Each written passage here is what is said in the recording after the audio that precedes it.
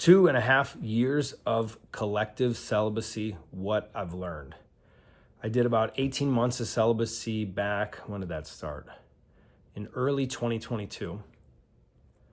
I'll tell you why I learned some stuff, but that ultimately didn't work, and probably it did serve me, but in a lot of ways it didn't. In the last almost, I have to look at a calendar, 11 months of celibacy. As guys, we're often slaves to sexuality. You think of, as you're young, you get a Playboy, you start masturbating, and that was if you're older. I'm 40.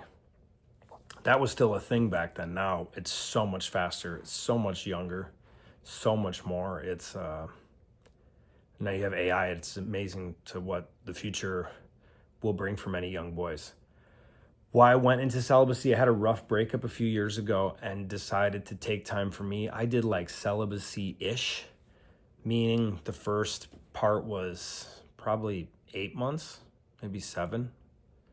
And then I had sex once or twice, then another like 6 months, kind of same thing, sex once or twice, and then another 6 months. I realized part of that served me, part of it was out of shame. That relationship was really not aligned back then. I was in a weird place in, 2021.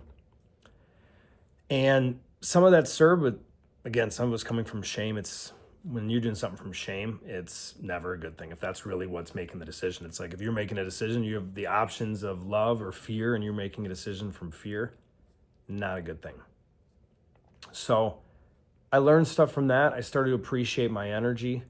I didn't learn as much as I had hoped, and then had a breakup last July, and or that was the second one.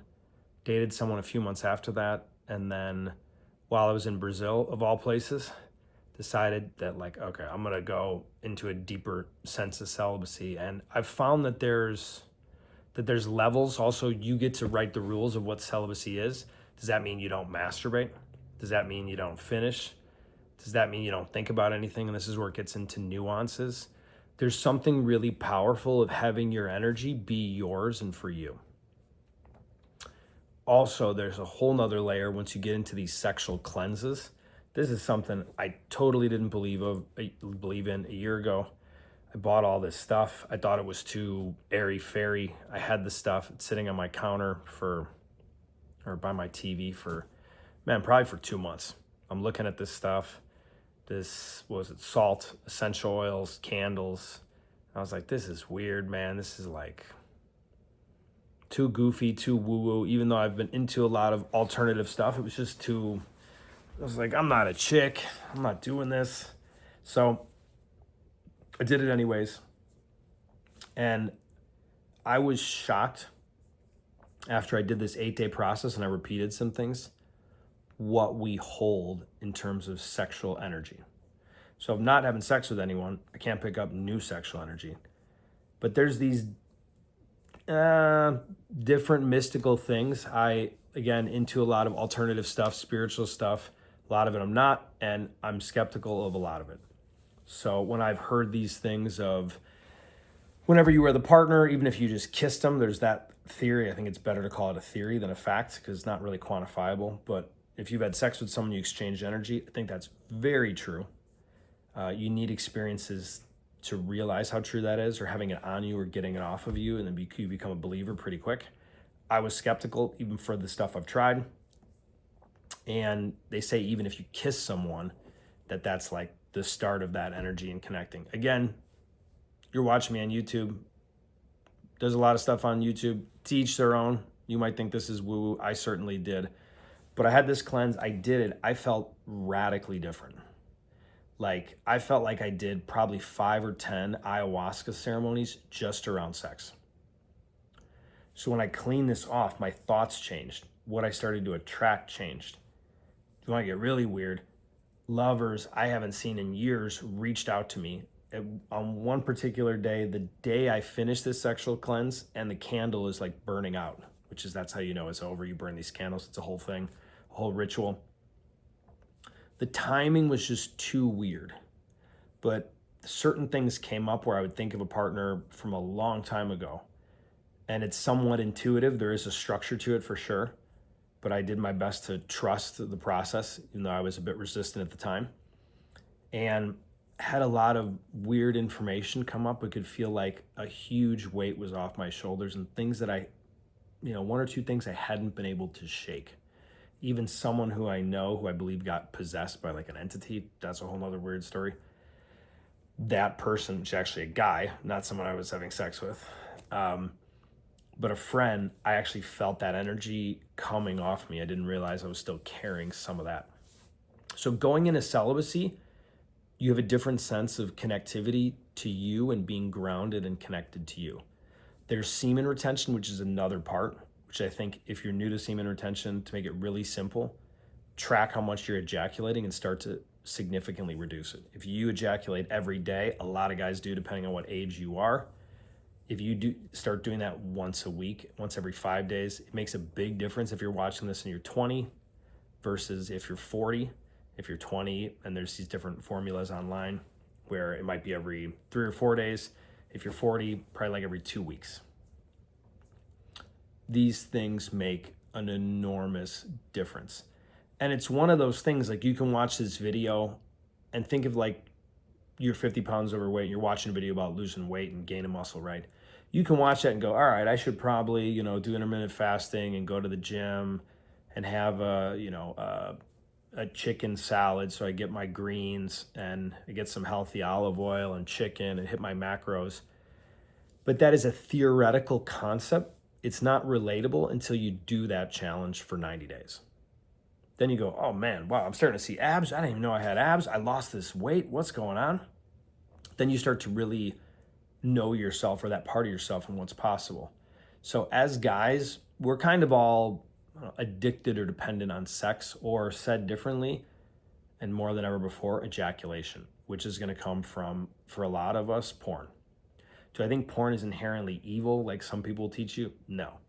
Do I think it's good to consume it all the time? Also, no. That's my take on it. I think it is to the individual, or, and they get into different tantra arguments or things like that of like, well, even if you're thinking about your partner, that's you going outside of you. You should just have this solo practice. Personally, I don't think that makes any sense. If you're in a partner and you're doing your thing and you're thinking of your partner and your partner's on vacation and that's, what works for you and your sexuality and your relationship, go for it. Women, I think, have a better appreciation of the power of this stuff because they're the receiver. They will hold a lot more sexual energy. So women, in terms of their cleansing or their getting scattered sexually, it's infinitely more. However, if you're a guy, you get to a point where you are celibate for a bit. For you, that could be a month. You start practicing semen retention. You clean up your energy. Women will start to respond to you very, very, very different, and oftentimes very quick. If you ejaculate every day and that turns into once a week, you can start to sense women sense you before they look at you, where it's like, wow, I feel in my power. I feel like my feet are, like anchored into the floor. I feel connected with my heart.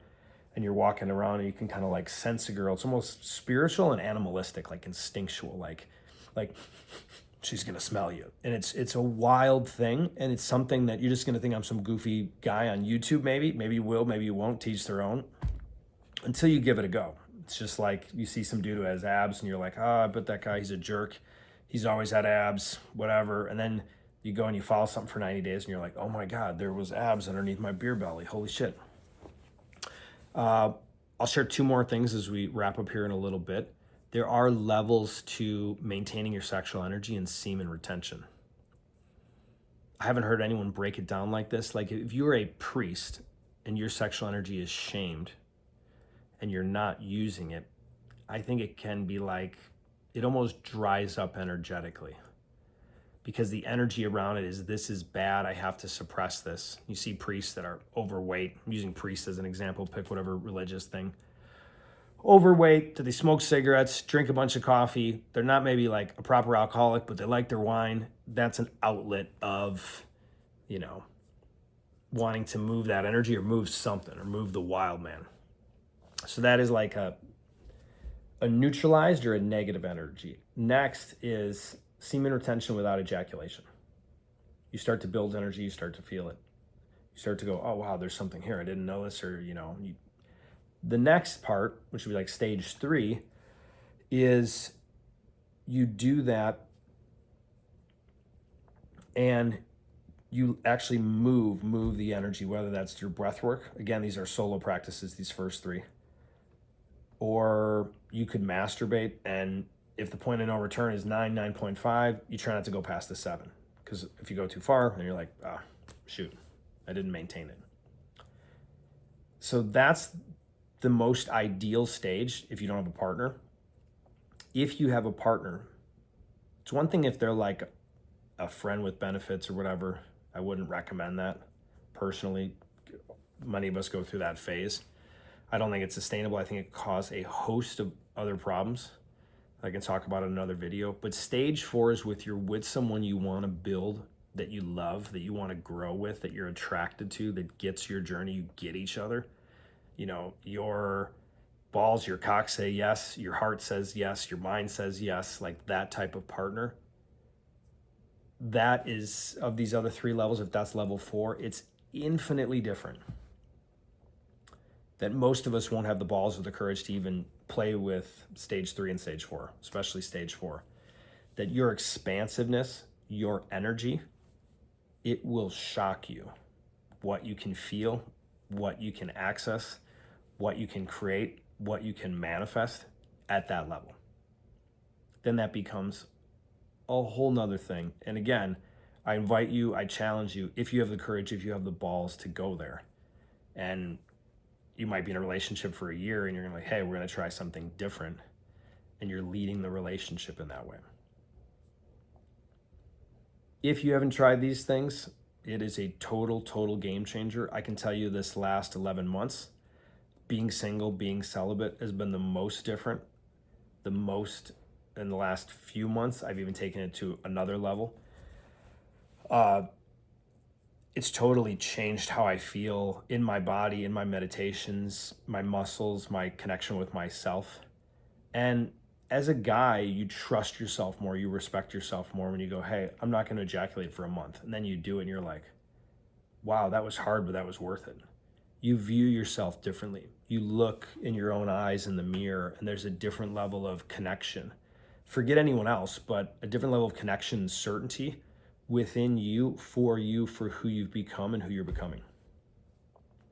This energy is special. It's sacred without getting too woo-woo about it, even though there is that side. And there's all kinds of different religious things, spiritual things.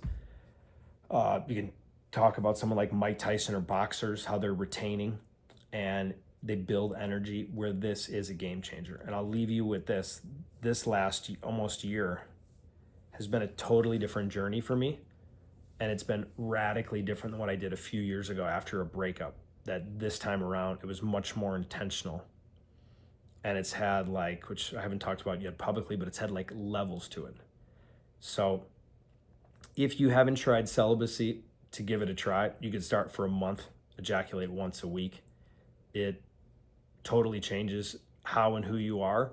When you start to see the type of women you attract, and you start to notice there's a different guy inside here, you won't want to go back. And it's not about being perfect. It's not about some, I think Mantak Chia talks about, you don't ejaculate unless you're having a kid. I think that's pretty extreme to say the least. But when you find out that there's a power, that you're not forcing something, but there's a power that lives inside you, when it's retained and guided through celibacy and semen retention, bro, you discover a whole new you. Otherwise, we can be lost in Peter Pan land and boy land, where we're just chasing Tinder, chasing the next girl, chasing images on a computer screen, and that becomes our relationship with our sexuality and our true power. Thanks for tuning in. Phil signing out. See you soon, gents.